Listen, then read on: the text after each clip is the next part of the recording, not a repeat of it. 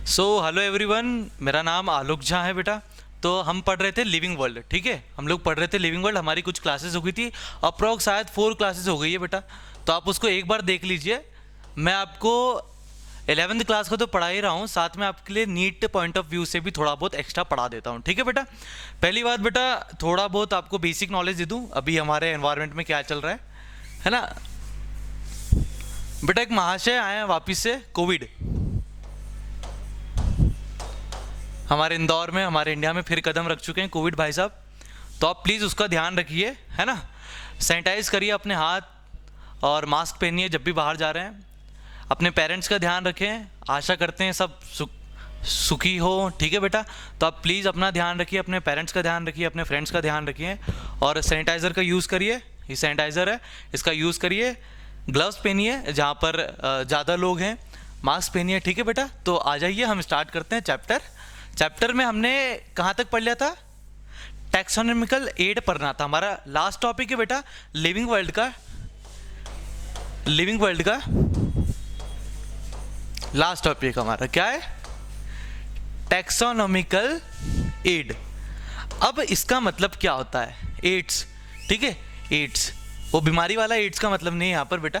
देखिए सुने, taxonomical add मतलब ऐसी यूजफुल थिंग्स जिसे हम पढ़ते हैं और वो हमारे यूज़ में आ जाए। किस लिए यूज़ में आ जाए? टैक्सोनॉमिकल स्टडी करने के लिए यूज़ में आ जाए, ठीक है। तो उसमें एनसीईआरटी बेटा, एनसीईआरटी आपको बताता है कुछ बात। सबसे पहले हर्बेरियम के बारे में बताता है कि यार हर्बेरियम एक टैक्सोनॉमिकल एड है। Then botanical garden, then zoological parks, जिसको हम जूस भी बोलते हैं। इंदौर में भी जू है, गए होंगे मोस्ट ऑफ द केस में बच्चे, ठीक है। तो जूलॉजिकल पार्क, फिर म्यूजियम की बात करते हैं, बहुत सारे लोग जाना पसंद करते हैं और जाते भी है, राइट। फिर कीज हो गई, फ्लोरा हो गया, मैनुअल्स हो गए, मोनोग्राफ हो गया एंड कैटलॉग हो गया। तो ये 9 बातें आपकी टैक्सोनॉमिकल एड में आती है। और यहाँ से बेटा बहुत प्यारा क्वेश्चन बनता है आपका। देखेंगे क्वेश्चन कैसे फ्रेम होते हैं, देखेंगे चैप्टर इसके बारे में आपको क्या बताता है, इंटरेस्टिंग है या बेकार है, देखते हैं, पढ़ के देखते हैं, मजा आएगा बेटा। आप स्टे ट्यून, देखते हैं क्या होता है, ठीक है बेटा। तो सबसे पहले मैं बात करता हूं पहली टैक्सोनॉमिकल एड के बारे में, जिसका क्या नाम है? हर्बेरियम। जिसका क्या नाम है? हर्बेरियम। मैं आपको पहले फोटो दिखा दूं हर्बेरियम दिखता कैसा है, ठीक है। तो बेटा यहां देखिए कोने में, यहां देखिए कोने में, ये है हर्बेरियम, है ना। हर्बेरियम शीट है, ठीक है। ये जैसे खाली पेज होता है ना बेटा, ऐसी खाली पेज होता है। बस यहाँ पर हमारे पास में एक स्पीसीज होती है, बस यहाँ पर हमारे पास में स्पीसीज होती है और कोने में हम लोग उस स्पीसीज के बारे में लिखते हैं। चलो बताओ सर क्या लिखते हैं, क्या होती है वो स्पीसीज, किसके बारे में पेस्ट करते हैं, आइए थोड़ा बहुत समझते हैं, ठीक है बेटा। जब भी मैं हर्बेरियम की बात करता हूँ तो पहले देखिए बेटा, it is a store house. Store house मतलब बेटा, स्टोर हाउस होता है अपने घर में जहाँ पर हम लोग कबाड़ रख देते हैं, कुछ ऐसी चीज़ें रख देते हैं जहाँ पर हमको जो चीज़ हमको यूजफुल नहीं रहती। बट ये जो स्टोर हाउस है वो बहुत यूजफुल होता है। कैसे? देखते हैं, ठीक है। तो it is a store house, है ना। It is a store house of plant specimen that are dried, pressed and preserved on the sheet.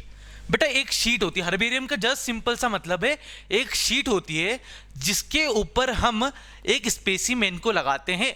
Point to be noted, specimen plant का होना चाहिए, ठीक है। स्पेसिमेंट प्लांट का होना चाहिए। तो सबसे पहले वो प्लांट के स्पेसिमेंट को एक वाइट पेज पे हमने लगाया और ऐसी थोड़ी ना उखाड़ा और लगा दिया, नहीं। उसकी प्रोसेस है बेटा, ड्राई करा पहले, फिर उसको प्रेस्ड करा जिसकी वजह से वो प्रेस हो जाए, एंड देन उसको प्रिजर्व ऑन द शीट। पहले क्या करा बेटा? ड्राई करा, उसको सुखा दिया, उसके बाद में हमने उसको प्रेस करा और देन उसको हमने एक पेज पे स्टिक कर दिया, ठीक है। तो ये एक शीट पे होगी, ये प्रोसेस होगी। हर्बेरियम में क्या करते हैं? सबसे पहले ड्राई करते हैं उसे, देन उसको प्रेस करते हैं, कंप्रेस करते हैं उसे, और फिर हम क्या करते हैं? उसको प्रिजर्व कर देते हैं, किस पर? शीट पर कर देते हैं, ओके, राइट, ठीक है। देन क्या बोला? And are arranged according to the universally accepted classification. तो इसका मतलब क्या हो रहा है? आप समझ रहे हो बेटा कि बहुत सारी स्पीसीज, हम अलग अलग प्रकार की स्पीसीज कलेक्ट करते हैं, प्लांट स्पेसिमेन कलेक्ट करते हैं, ठीक है। और हम क्या करते हैं बेटा? उसको सबसे पहले, फॉर एग्जांपल मैं गया, सुबह गया, मुझे एक प्लांट मिला, नया प्लांट, बहुत प्यारा, बहुत ब्यूटीफुल, बहुत मजेदार। मैंने उसको ढूंढा, मैंने उसको तोड़ा और एकदम प्यारी तरीके से तोड़ा, जिसमें मुझे उसकी स्टेम भी मिल गई, लीफ भी मिल गई, अगर उसमें थॉर्न्स है वो भी मिल गए, ठीक है, अगर उस पर फ्लावर है वो भी मिल गए, ठीक है बेटा। उसको तोड़ा, उसको ड्राई करा पहले धूप में, एंड देन उसके बाद में उसको प्रेस करा, फिर उसको एक शीट पर चिपका दिया, है ना। और फिर उसको हमने अरेंज कर दिया according to the universal classification, ठीक है। नेक्स्ट पॉइंट देखिए, herbarium sheets are labelled with the information about date, place of collection, English, local and botanical name, family, collectors name and etcetera. ठीक है, तो हमने क्या करा बेटा, एक शीट पे हमने पहले प्लांट स्पेसिमेन को लगा दिया। फॉर एग्जांपल मैं इधर आपको एक डायग्राम लेके आया हूँ आपके लिए बेटा। ये फॉर एग्जांपल पता नहीं है कौन सा प्लांट है, बट फॉर एग्जांपल मैं मान लेता हूँ ये बेटा XYZ एक कोई प्लांट है। ठीक है, मैंने उसको सुबह सुबह ढूंढा, एक शीट ली, मैंने उसको पहले क्या करा, लिखो मैंने क्या करा, पहले ड्राई करा उसको, फिर प्रेस्ड करा एंड देन उसको मैंने क्या कर दिया बेटा, एक शीट पर चिपका दिया, एक शीट पर चिपका दिया। और फिर क्या बोल रहा है हर्बेरियम के बारे में कि यार एक कोने में आपको क्या क्या लिखना है, आपको क्या क्या लिखना है बेटा, एक कोने में आपको क्या क्या लिखना है उसके बारे में कि भैया आपने किस दिन आपने उस प्लांट को लगाया है, देन कहां से मिला है आपको वो प्लांट, देन उसका इंग्लिश नेम क्या होता है, लोकल नेम क्या होता है कि हमारे लोकलाइट में उसको क्या बुलाते हैं, बॉटनिकल नेम क्या होता है जो साइंटिफिक नेम है वो क्या होता है, फिर उसके फैमिली के बारे में बताया जाता है। Then at the end of the day वो कलेक्टर्स का नाम कि भैया आपने किसने ढूंढा उसको, उसका नाम भी लिखना जरूरी है। तो पहले बात हर्बेरियम शीट की क्या होगी बेटा, हर्बेरियम शीट मतलब एक छोटी सी एक सिंपल सी शीट जहां पर हमको प्लांट स्पेसिमेन लगाना है। कैसे लगाना है, ड्राई करके, प्रेस्ड करके एक वाइट शीट पे लगाना है, जहां पर हम उसकी थोड़ी बहुत इंफॉर्मेशन देंगे। इंफॉर्मेशन में क्या आ जाएगी कि कौन सी डेट पे दिखा, कहां से कलेक्ट करा, सेकंड बात उसका इंग्लिश नेम क्या है, लोकल नेम क्या है, बॉटनिकल मतलब साइंटिफिक नेम क्या है, और फैमिली कहाँ की है उसकी, और कलेक्टर का नाम क्या है, किसने कलेक्ट करा। ठीक है, उसके बारे में हमको पता लगता है। ठीक है, सेकंड बात जाते हैं बेटा, फिर आगे देखते हैं कि क्या होता है। ठीक है,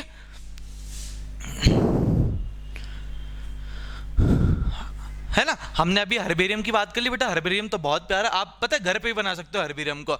आप जाइए, आपके पास में कुछ होगा, है ना, कोई सा तो प्लांट होगा आपके घर में, उसको एक प्लांट को थोड़ा बहुत तोड़िए, उसको ड्राई करिए, उसको प्रेस करिए। आपका ये होमवर्क देता हूँ बेटा, फोटो खींच के आप कमेंट बॉक्स में लगा देना। ठीक है, देखते हैं किसमें कितना है दम। ओके बेटा, तो हम क्या करते हैं, घर पे क्या करना है आपको, एक हर्बेरियम शीट बनाना। कैसे बनाना है आपको, एक प्लांट लेना है, उसको तोड़ना है थोड़ा बहुत, ऐसा नहीं पूरा उखाड़ दे, नहीं तो मम्मी जूते मारेगी फिर, याद रखना। तो अपने को थोड़ा बहुत तोड़ना है जहाँ पर हमको लीफ भी मिल जाए, अगर प्लांट में फ्लावर है तो फ्लावर भी मिल जाए, अगर प्लांट में कांटे हो तो वो भी मिल जाए। राइट, फिर उसको ड्राई करना है, उसको प्रेस करना है, शीट पे लगा देना, और नीचे लिखना आपका नाम, कलेक्टर्स नेम, है ना, क्या क्या पता है, डेट ऑफ कलेक्शन आज क्या है, डेट लगा देना, फिर कहाँ से आपने ढूंढा, मेरे घर से ढूंढा, वो भी लगा दो। ठीक है, तो ये आपकी एक एग्जांपल हो गया बेटा हर्बेरियम शीट का। बट ये सिंपल नहीं प्रोसेस होती है। ये हर्बेरियम शीट क्या करती है, सबसे इंपॉर्टेंट, ये आपके पता स्टडी ऑफ क्लासिफिकेशन को बहुत आसान कर देती है, टाइम सेवर होती है। एक बात बताइए, मैंने आपकी सारी कबर्ड में एक साथ सारी किताबें रख दी, फिजिक्स, केमिस्ट्री, बायो, इकोनॉमिक्स, सब कुछ रख दिया, CA के लिए रख दिया, नीट के लिए रख दिया, JEE के लिए रख दिया, तो आपके लिए आसान होगी ना बेटा, आपको क्या पढ़ना है। तो हर्बेरियम शीट बेटा आपके लिए आसान नहीं हो जाएगी, राइट, आपके लिए आसान कर देगी ना चीज़ों को पढ़ने के लिए। तो हर्बेरियम शीट का मेन मकसद क्या होता है, ये सिंप्लीफाई कर देती है स्टडीज़ को। ओके, हर्बेरियम शीट के बारे में पढ़ लिया। अब आता है बॉटनिकल के बारे में कि भाई बॉटनिकल गार्डन क्या होता है। हमारे हर एक स्कूल में बॉटनिकल गार्डन होता है, हमारे पार्क भी एक बॉटनिकल गार्डन होते हैं। एग्जाम्पल में ले लेते हैं बेटा, अगर मैं बॉटनिकल की गार्डन की बात करता हूँ, this are specialised garden having collection of living plant for reference and identification. देखो क्या बोला, it haves a specialised garden having collection of living plant, having collection of living plant. Herbarium में हमने लिविंग का नहीं, हमने तो खुद ही जान ले ली उसकी। हर्बेरियम में हमने तोड़ा है और ड्राइड करा और प्रेस्ड करा है, तो यहाँ लिविंग की बात नहीं थी। लेकिन बॉटनिकल गार्डन में क्या होता है, collection of living plant, collection of living plant for reference and identification के लिए, रेफरेंस के लिए हम एक ऐसा गार्डन बनाते हैं जो कि स्पेशलाइज होता है सिर्फ उन प्लांट के लिए जो कि लिविंग है। अब लिविंग प्लांट की हम ज़्यादा अच्छी स्टडीज कर सकते हैं, राइट बेटा। सेकंड पॉइंट क्या बोलता है, each plant is labelled with the botanical name and the family. School में शायद, आप मेरे स्कूल में तो था बचपन में बेटा, कि हमारे यहाँ पर एक पेड़ था, ठीक है, उसके यहाँ पर ऐसा कुछ लिखा होता है कि यहाँ पर उसका बॉटनिकल नेम भी लिखा होता है और उसकी फैमिली भी लिखा होती है, उसकी फैमिली भी लिखी होती है। तो ये प्लांट एक गार्डन हो गया, एग्जाम्पल एक गार्डन हुआ जहाँ पर बहुत सारे प्लांट है, जहाँ पर नए नए बहुत सारे अलग अलग वेराइटी के प्लांट है, और एक एक प्लांट के नीचे आपको ऐसा डब्बा मिलेगा जहाँ पर उसका बॉटनिकल नेम लिखा है और जहाँ पर उसका क्या लिखा है, फैमिली का नेम लिखा है। तो ये आपका जो पूरा गार्डन हो गया वो एक बॉटनिकल गार्डन हो गया, राइट। लेकिन बॉटनिकल गार्डन में आपको दो बातें याद रखना है कि स्पेशलाइज्ड होते हैं गार्डन और इनके पास में एक लिविंग प्लांट होता है, ठीक है। और क्यों होता है लिविंग प्लांट, आइडेंटिफिकेशन के लिए, ठीक है, आइडेंटिफिकेशन के लिए। कुछ फेमस गार्डन होते हैं, ठीक है, कुछ फेमस गार्डन होते हैं जिसको याद करना बहुत अच्छी बात है और इंपॉर्टेंट बात भी है, ठीक है। तो पहले गार्डन की बात करते हैं बेटा, royal botanical garden eight Q, England, England, ठीक है।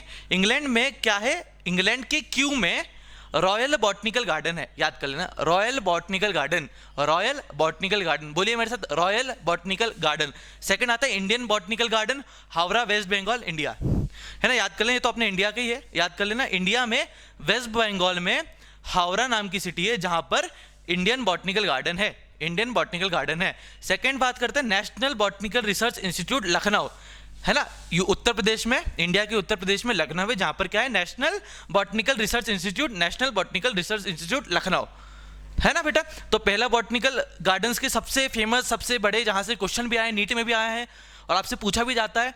तो बेटा पहला एग्जाम्पल क्या है, royal botanical garden eight Q, Indian botanical garden Howrah, है ना, और नेशनल बॉटनिकल गार्डन, है ना, national botanical research institute Lucknow, ठीक है बेटा। ये तीन एग्जाम्पल है जहां जिसके बहुत सारे फेमस क्या है आपके बॉटनिकल गार्डन है, ठीक है। तीन एग्जांपल याद कर लिए। पहला एग्जांपल फिर से रिपीट करते हैं, पहला एग्जांपल जिससे आपको याद हो जाए, इतनी बार रिपीट करिए कि आपको याद ही हो जाए। पहला एग्जांपल क्या, royal botanical garden Q, Indian botanical garden Howrah, national botanical research institute Lucknow, national botanical research institute Lucknow, ठीक है बेटा। नेक्स्ट चलते हैं,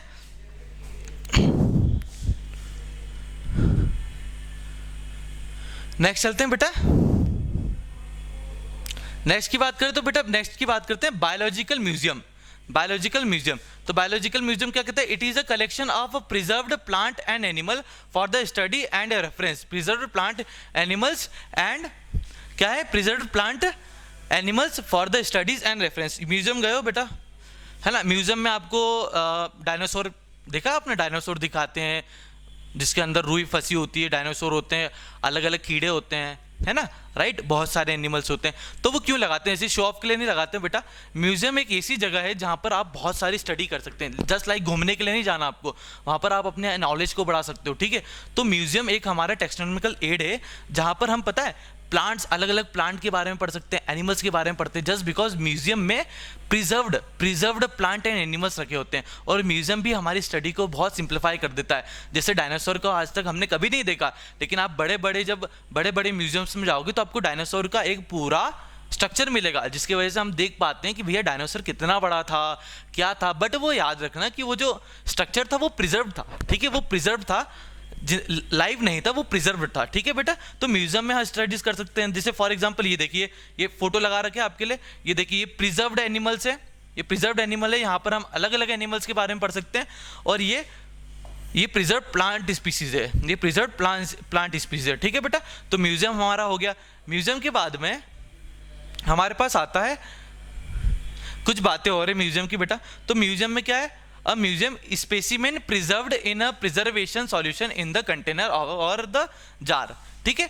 आपने देखा आपके स्कूल में एक जार होता है, ठीक है, तो यहाँ पर एक सॉल्यूशन होता है और सॉल्यूशन के अंदर आपको XYZ कोई एनिमल मिलता है, XYZ कोई एनिमल होता है। तो म्यूजियम कुछ ऐसे जार कंटेन करता है जिस जार में कुछ सॉल्यूशन होता है, ठीक है, और सॉल्यूशन के अंदर कुछ एनिमल्स होते हैं जिससे वो सड़े ना, ठीक है, जिससे वो सड़े ना। तो हम उसको बहुत लॉन्ग टर्म तक हम लोग उसको प्रिजर्व रख सकते हैं just because that of solution, ठीक है। सॉल्यूशन का नाम आप बताइए, होमवर्क है आपके लिए, कमेंट बॉक्स में बताना। कल मैं आपको सॉल्यूशन का नाम बताऊंगा कि सॉल्यूशन में हम एनिमल्स को रखते हैं जिसकी वजह से बहुत लॉन्ग टर्म पीरियड में वो प्रिजर्व होता है, ठीक है। तो फिर सेकंड बात, dried specimen of the plant and animal. तो कुछ dried specimen of plant of animal मिलते हैं हमको म्यूजियम में। Insect preserve in the insect box after collection, killing and pinning, ठीक है। अब इंसेक्ट बॉक्स क्या होता है, कुछ ऐसे बॉक्सेस होते हैं जहां पर हम लोग इंसेक्ट्स को रखते हैं, ठीक है। कुछ ऐसा, फॉर एग्जाम्पल एक बॉक्स ले लिया और हमको सुबह मिला कॉकरोच, तो अब कॉकरोच को ऐसे नहीं जिंदा रख दिया, ऐसे नहीं कर सकते, ठीक है। For the collection of that cockroach एक इंसेक्ट बॉक्स होना चाहिए। और फिर वो कॉकरोच को पहले क्या करा हमने, कलेक्ट करा, फिर उसको किल करा, फिर उसको पिन करा। कलेक्ट तो समझ गए होंगे, किल भी समझ गए होंगे, है ना। और पिन का मतलब क्या होता है बेटा, कुछ पिन्स होती हैं, फॉर एग्जांपल आलपिन ले लो आप, पिन्स होती है, ये कॉकरोच है, आपने उसको एक बॉक्स में रखा, उसको पहले कलेक्ट करा, फिर मारा और देन उसके बाद में उसको पिन लगा दी जिसकी वजह से वो अटैच हो जाए, ठीक है। तो ये हमारा क्या हो गया, इंसेक्ट बॉक्स हो गया। फिर क्या बात हुई, stuffed large animals like birds and mammals. Stuffed, मैंने बताया था आपको डायनासोर के अंदर कॉटन भरा होता है या कुछ भी भरा होता है, तो वो स्टफ्ड की बात करिए, ठीक है। वो लाइव नहीं होते, हमने उसमें स्टफ्ड कर दिया जिससे हम आपको एक रियल, हम आपको विजुलाइज करा पाए कि वो एनिमल, वो बर्ड, वो मैमल था कैसा एक्चुअली, ठीक है। सेकंड बात, कलेक्शन ऑफ एनिमल्स स्केलेटन। हाँ क्यों नहीं, हमने बहुत सारी म्यूजियम में बहुत सारी जाके बोन्स देखी होती, स्केलेटल देखा होता, तो कलेक्शन ऑफ स्केलेटल हमको म्यूजियम में ही देखने को मिलता है। तो ये सब क्या करता है, हमारी स्टडी को सिंप्लीफाई कर देता है, हमें थोड़ा बहुत नॉलेज गेन करने के लिए सिंप्लीफाई कर देता है, हमें टैक्सोनॉमी के बारे में बताता है। इसलिए म्यूजियम को भी हमने टैक्सोनॉमिकल एड में रखा है। ओके बेटा, म्यूजियम को भी हमने टैक्सोनॉमिकल एड में रखा है। सेकंड बात करते हैं बेटा म्यूजियम के बाद में क्या है ना, म्यूजियम के बाद में आता है आपका जियोलॉजिकल पार्क। जूलॉजिकल पार्क को अगर मैं सिंपल सी भाषा में बोलूं बेटा, जू जहां पर हम लोग अलग अलग ऑर्गेनिज्म देखते हैं, अलग अलग मैमल्स देखते हैं, अलग अलग बर्ड्स देखते हैं, तो जू आपकी स्टडी को भी सिंप्लीफाई करता है। तो these are the place where live wild animals are kept in the protected environment under human care। एक ऐसी जगह जहां पर अब हम लोग लाइव वाइल्ड एनिमल्स को रखते हैं under the protection of human care. हमारी केयर में कुछ ऐसे वाइल्ड एनिमल जिसको हम एक स्थान पे रखते हैं, उसको ही हम बोलते हैं जूलॉजिकल पार्क। हिंदी में बात करते हैं तो उसको हम बोलते हैं क्या, zoological park. It helps to learn about their food habit and behaviour. मैंने भाई कल जाके गीदड़ पकड़ लिया, ठीक है, और मैंने उसको रख दिया जूलॉजिकल पार्क में, उसको देख रहा हूँ 1-2 महीने से। तो बेटा मैं सिर्फ देख रहा हूँ क्या, नहीं, मैं उसको देखूंगा, उसके फूड हैबिट्स को जानूंगा कि यार वो खाता क्या है, वो रहता कैसा है, वो अपने आप को अडेप्ट कैसा करता है। तो पता है जूलॉजिकल पार्क से सबसे बड़ा इंपॉर्टेंट चीज़ क्या हो जाती है कि हम तो पकड़ तो लिया हम एनिमल और हमारी केयर में भी रख लिया। जूलॉजिकल पार्क में हमने हमारे एनिमल को पकड़ा और हमने उसको केयर भी करी, हमारे अंडर उसने केयर भी करी, ठीक है, केयर भी ली अपनी। तो हमने उससे जाना क्या, तो हम लोग पता है फॉर एग्जाम्पल आपने एक डॉग पाला, तो आप डॉग को देख पाओगे कि यार ये सोता कब है, ये उठता कब है, ये खाता क्या है, ठीक है, ये करता क्या है।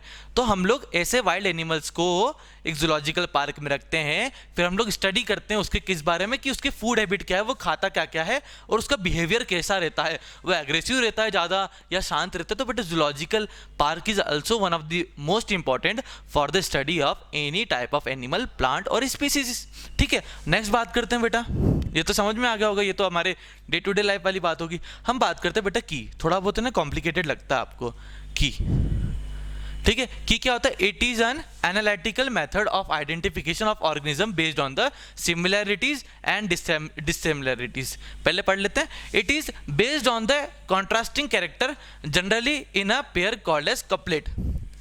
कॉन्ट्रास्टिंग कैरेक्टर का मतलब क्या होता है, फॉर एग्जाम्पल मैंने एक कैरेक्टर लिया ए, एक कैरेक्टर लिया बी, तो ये दो कैरेक्टर को मैं क्या बोलता हूं बेटा, कपलेट, ठीक है, कपलेट है ना। ये दो कैरेक्टर को क्या बोलता हूं बेटा मैं, कपलेट। फिर क्या हो गया, each couplet has two opposite option of this, only relevant option is accepted and other is rejected. Each statement in the key is called lead. अब तो भैया हमने बुकिश लैंग्वेज पढ़ लिया, अब हिंदी में समझा दो सर आप क्या बोलना चाहते हो। फॉर एग्जाम्पल बेटा मैंने 2 लिया, एक ड्राई स्किन ली है ना, मैंने लिया, एक एग्जांपल बताता हूँ आपको एकदम डे टू डे वाली लाइफ की। एक क्लास में 2 बच्चे हैं, एक क्लास में एक बच्चा है जिसका नाम है लालू, लालू हमारी क्लास का एक ऐसा बच्चा है। अब हमारी क्लास में एक नए टीचर है जिनको लालू के बारे में कुछ पता ही नहीं है, ठीक है, जिसको लालू के बारे में कुछ नहीं पता। एक नए टीचर आए हैं, टीचर बोलते हैं यार मैं इसके बारे में कुछ नहीं जानता हूँ। और एक मॉनिटर है जिसका नाम है श्याम, ठीक है, एक मॉनिटर है जिसका नाम है श्याम। अब श्याम बड़ा चतरा है, श्याम ने क्या बोला, सर ये सब छोड़िए, लालू के बारे में आपको 2 बातें बताओ, आप मेरे को बताइए, आप 2 बातें बताइए। तो सर बोलते एक बात बताओ बेटा, लालू जो है वो एग्रेसिव है या पोलाइट है, ठीक है, पोलाइट है, एग्रेसिव है, पोलाइट है, ठीक है। रानू गोरा है या काला है, वैसे भेदभाव नहीं करी जाती है बट फिर भी एग्जाम्पल में लालू गोरा है या काला है, ठीक है। जो लालू है वो स्पोर्ट्स में अच्छा है या बुरा है। तो बेटा ये जो बातें हैं ना, अच्छा बुरा गोरा कालू, फिर ये एग्रेसिव या पोलाइट, तो ये जो दो बातें हैं ना वो बेटा वो आपकी कपलेट होगी। अभी क्या बोला था, it is based on the contrasting character generally in a pair called couplet.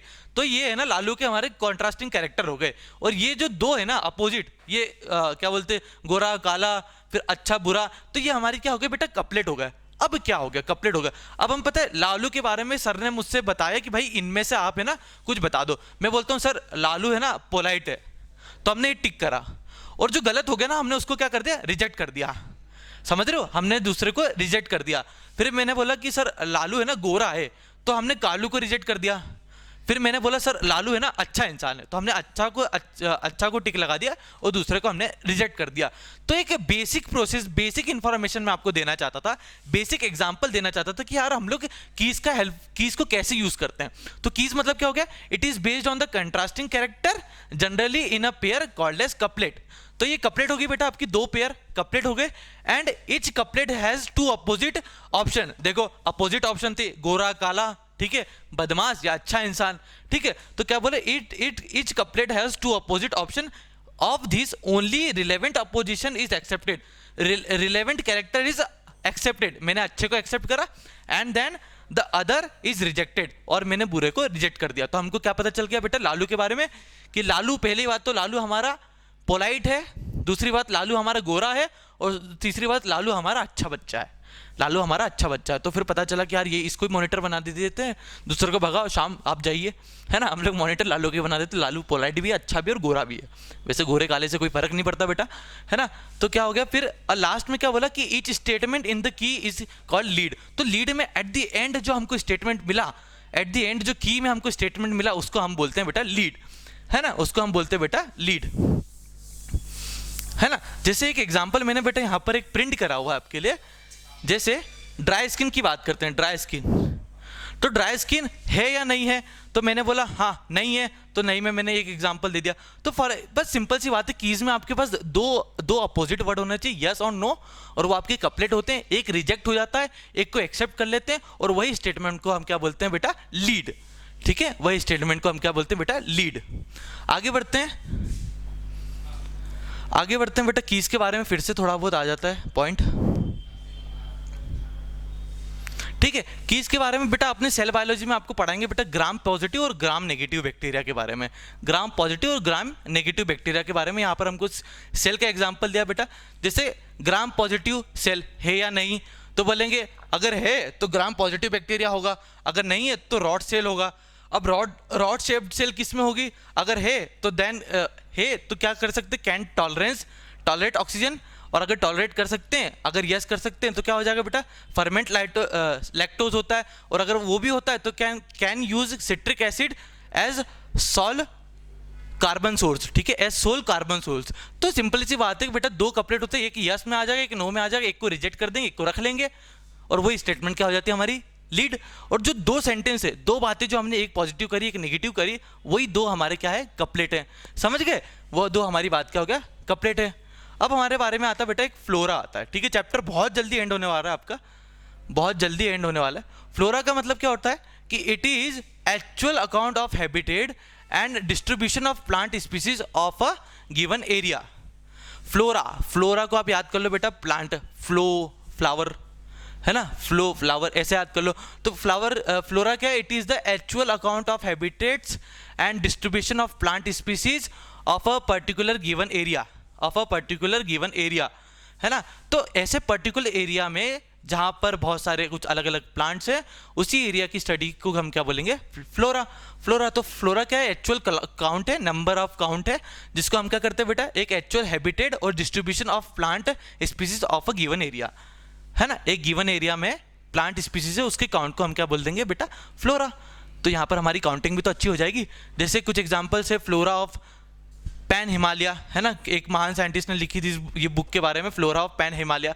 तो हिमालय में कौन कौन से फ्लोरा, मतलब प्लांट के बारे में बात करी उसने अलग अलग प्लांट के बारे में लिखा है अपनी बुक में, समझ रहे हो, उसने अपने अलग अलग प्लांट के बारे में लिखा अपनी बुक में। तो फ्लोरा का मतलब क्या है, प्लांट के बारे में एक पर्टिकुलर एरिया में स्टडी करना, है ना। अब हम आते हैं मैनुअल्स। मैनुअल्स का मतलब क्या होता है, manuals are the record that content information and for identification of name of species found in an area. Manual क्या होता है? Manual are the record, record मतलब एक रिकॉर्ड समझ रहे हो, मतलब एक जगह लिखा हुआ उसके बारे में। Record that contain information for identification of name of species. ठीक है, यहाँ पर हम क्या करते हैं, ऐसे रिकॉर्ड कंटेंट करते हैं जहाँ पर हमको इंफॉर्मेशन मिल जाते हैं, किस लिए? आइडेंटिफिकेशन के लिए, किसके? नेम ऑफ स्पीसीज, है ना, name of species found in N given area, in an given area. तो मैनुअल तो हम लोग सिंपली मतलब एक किताब के बारे में पढ़ रहे हैं जहाँ पर हमारे पास में कुछ इंफॉर्मेशन है जिसकी वजह से हम आइडेंटिफाई कर लेते हैं एक किसी पर्टिकुलर नेम के बारे में, एक किसी पर्टिकुलर नेम के बारे में। ठीक है, नेक्स्ट बात करते हैं बेटा मोनोग्राफ। मोनोग्राफ क्या होता है? Monograph these are the record that contain information of any one taxon, any one taxon। Taxon के बारे में समझाया था मैंने आपको, टैक्सोनॉमिकल हायरार्की में टैक्सॉन मतलब एक सिंपल कैरेक्टर, एक सिंपल कैरेक्टर। तो यहाँ पर क्या होता है मैनुअल, ये मोनोग्राफ में क्या होता है? This are the record that content information of any one taxon. एक ऐसा नहीं पूरी टैक्सॉन के बारे में अगर लिखा मोनोग्राफ में, एक सिंपल एक टैक्सॉन के बारे में इसमें लिखा होता है। ठीक है, एक सिंपल एक टैक्सॉन के बारे में लिखा होता है, याद कर लीजिए बेटा। This are the record that contain information of only one taxon, only one taxon. ठीक है, ओनली वन टैक्सॉन, है ना। अब आते हैं कैटलॉग के बारे में बेटा, धीरे धीरे हमारा चैप्टर समाप्त हो रहा है। तो कैटलॉग के बारे में बात करें तो it is N alphabetical list of species, alphabetical list of species ABCDE। तो बेटा अल्फाबेटिकल स्पीसीज मतलब क्या हो गया? कैटलॉग का मतलब क्या हो गया? जैसे फॉर एग्जांपल आप जैसे कैफे में जा रहे हैं, ठीक है, आप कैफे में जा रहे हो तो कैफे में आपको लिस्ट मिलती है, कैटलॉग मिलता है कि आपको क्या क्या खाने को मिल रहा है। आप अपने फर्नीचर के लिए जाते हो तो फर्नीचर लगाने के लिए आपको कैटलॉग मिलता है। तो वैसे ही स्पीसीज के कैटलॉग होते हैं जहाँ पर हम लोग अल्फाबेटिकल ऑर्डर में अरेंज होते हैं हमारे स्पीसीज के नाम, वही तो हमारा कैटलॉग हो गया, वही हमारा कैटलॉग हो गया, है ना। सेकंड बात करते हैं, यहाँ पर क्या होता है, याद हो गया, यहाँ पर क्या होता है, यहाँ पर अल्फाबेटिकल लिस्ट होती है स्पीसीज की, अल्फाबेटिकल लिस्ट होती है स्पीसीज की। तो बेटा ये हमारा दी एंड हो गया, ये हमारा चैप्टर दी एंड में चला गया, है ना। तो हमने यहाँ पर डील करा था बेटा द लिविंग वर्ल्ड से,